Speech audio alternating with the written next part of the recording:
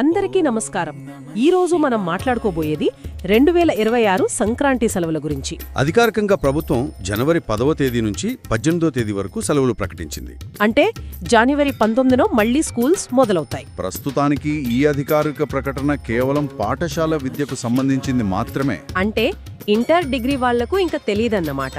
అవును, వాళ్ల సెలవులపై ఇంకా స్పష్టత రావాల్సి ఉంది.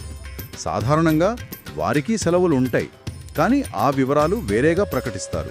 సరే, అలాగే జనవరి నెల క్యాలెండర్ను మొత్తం చూస్తే ఈ 9 రోజులే కాకుండా ఇతర సెలవులు కూడా కనిపిస్తున్నాయి. అవును, ఈ సంక్రాంతి విరామం తర్వాత జనవరి 22న వసంత పంచమి ఉంది.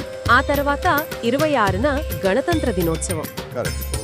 మధ్యలో వచ్చే వారాంతాలను కూడా కలుపుకుంటే జనవరి నెలలో విద్యార్థులకు దాదాపు 14 రోజుల వరకు సెలవులుండే అవకాశం ఉంది. అంటే విద్యా సంవత్సరంలో ఇదొక ముఖ్యమైన విరామం. చాలా ముఖ్యమైన విరామం.